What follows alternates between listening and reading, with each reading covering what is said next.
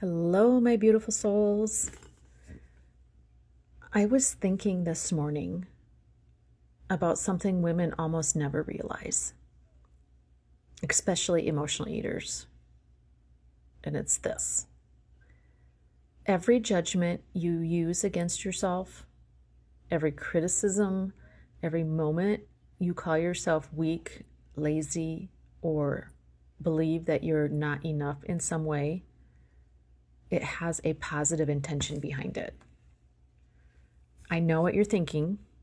The hell it does. I want you to hear me out. It's not a pleasant intention, and it's not a healthy one. I want you to consider it's a protective one. Your subconscious isn't trying to destroy you or hurt you. It can't. What it is doing is trying to keep you safe. Keeping you safe is one of your subconscious mind's prime directives. And for so many of the women I work with, that safety comes from staying small, silent, and or invisible. And like I said before, it may not be the healthiest or most pleasant way. I know that place very well because I lived there too. Emotional eating isn't about hunger, not physical hunger. And I'm sure you've heard that line many times before, but it's true. One of the many facets of emotional eating is that we do it for protection. We've chosen food to soothe the pain that self-judgment keeps stirring up. I want you to think back. I want you to think about, where did you learn to self-judge? What happened for you in your past that self-judgment became the protection strategy that's running now? Maybe you were raised in a home where you were shamed for your feelings. I was. Or maybe you were laughed at for expressing yourself. I was. Maybe you were told you were too sensitive. I was, by many people. Or maybe you were made to be responsible for other people's moods or feelings. Then your subconscious learned something heartbreaking and brilliant at the same time. If I judge myself first, maybe I can stay in control of the pain. That's the hidden strategy behind emotional eating. Self-attack creates emotional pain. And for emotional eaters, food becomes the quickest way to numb that pain. It hurts, but your subconscious makes it make sense.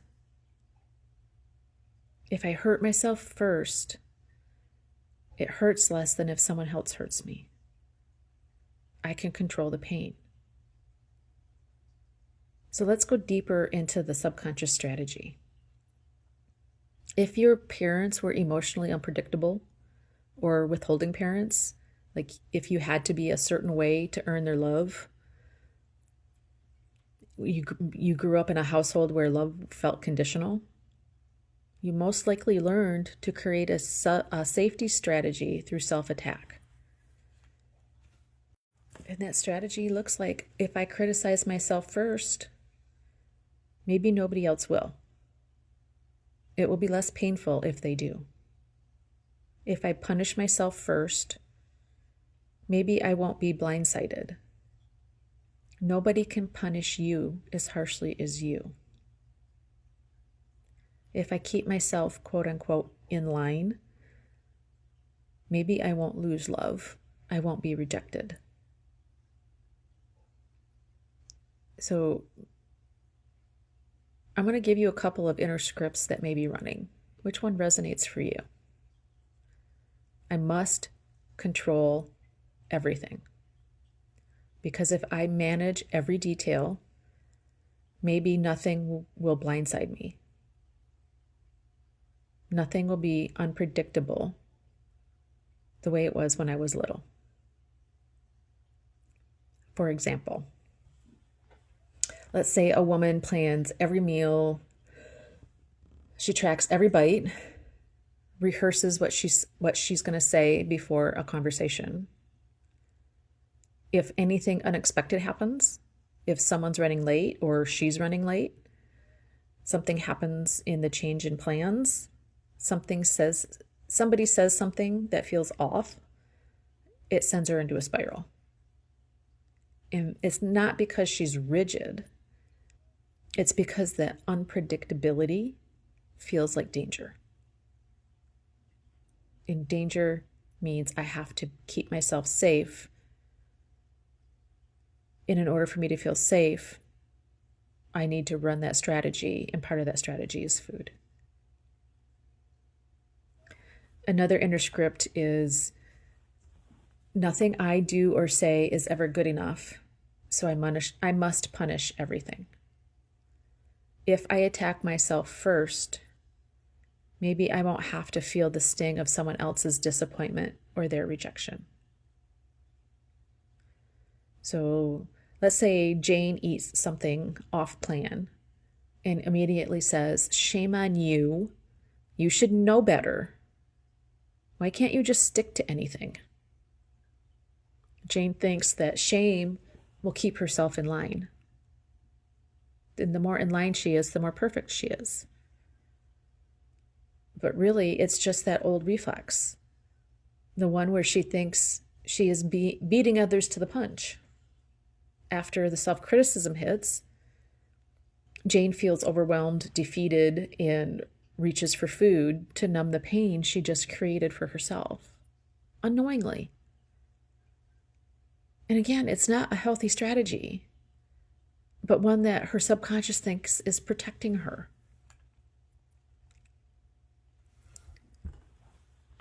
Maybe this one resonates with you.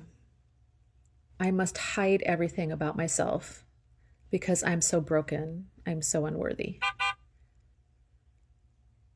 If no one else sees the real me, they can't shame me, they can't judge me, and they can't reject me.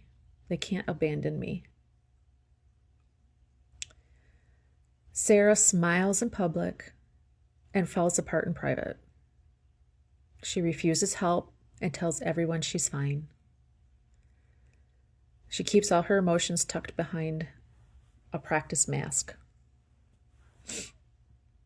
But holding all those emotions inside builds pressure.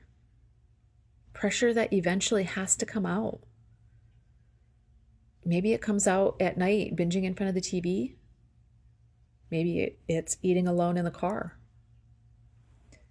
Or maybe it's by sneaking food in the kitchen and hoping that you don't get caught.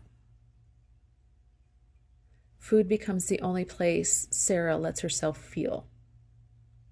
It becomes her safe space.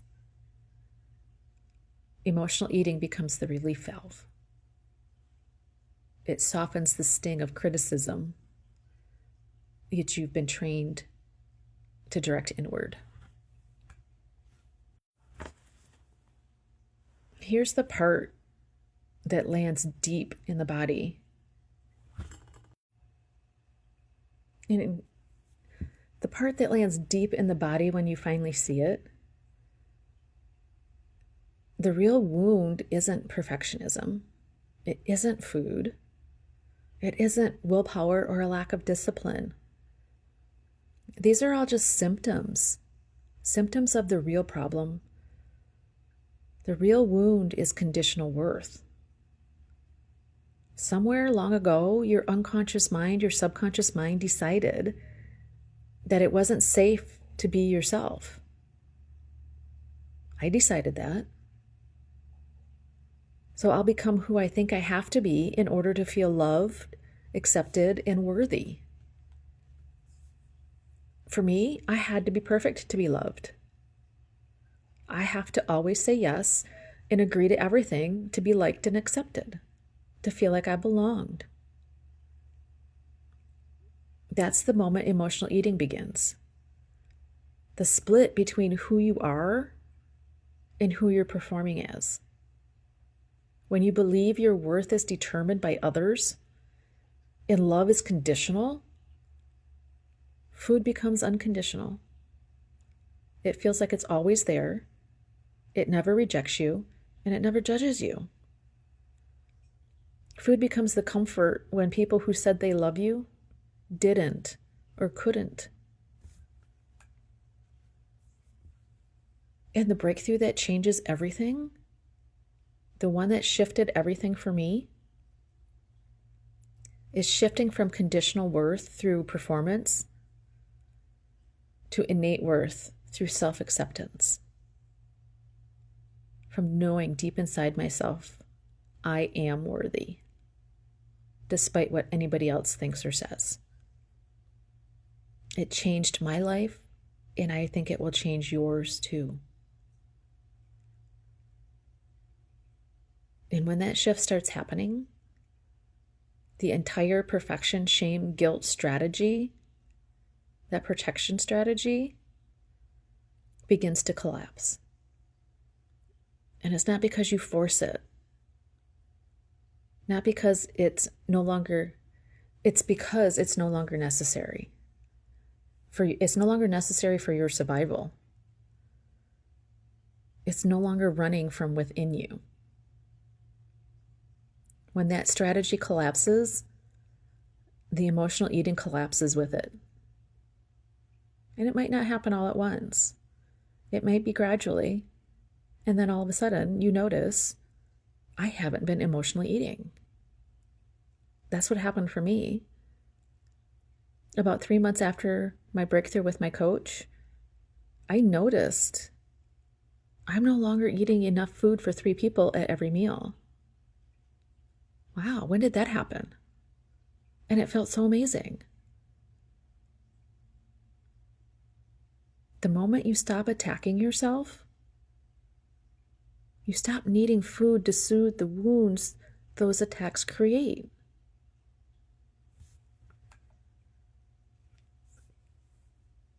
So my lovely queen, a queen doesn't earn her worth. She embodies it. She doesn't attack herself to stay safe. She creates safety from within. She doesn't silence her needs. She listens to them with compassion. When you reclaim your sovereignty, your subconscious no longer needs to protect you with self-judgment strategy. It learns a new strategy, a strategy that includes self-love, leadership, self-respect, self-acceptance. And when you run the new strategy, emotional eating no longer has a job to do. If you notice yourself judging your body today or criticizing yourself for something you ate or are eating, I invite you to pause. Place a hand on your heart. Take a deep breath and ask, what are you trying to protect me from right now? Let the answer rise. Take time to listen. Is it protecting you from rejection? Maybe it's shame. Are you lonely in this moment? Or is there a fear of getting it wrong? That was a big one for me. Everything I did was wrong, and it made me wrong as a person.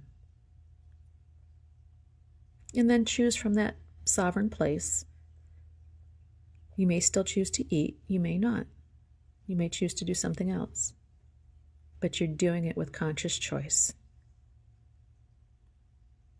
The moment you start listening instead of fighting, your nervous system begins to shift. Your subconscious stops guarding the old wound. You begin to feel safe again. You begin to feel safe being yourself again. And when safety returns, sovereignty returns. Choice returns. And when you have choice, you have power. And the need to eat your feelings, it begins to fall away. So if you take anything from my talk today, take this. Emotional eating is never a failure of discipline or willpower. It's a strategy rooted in survival.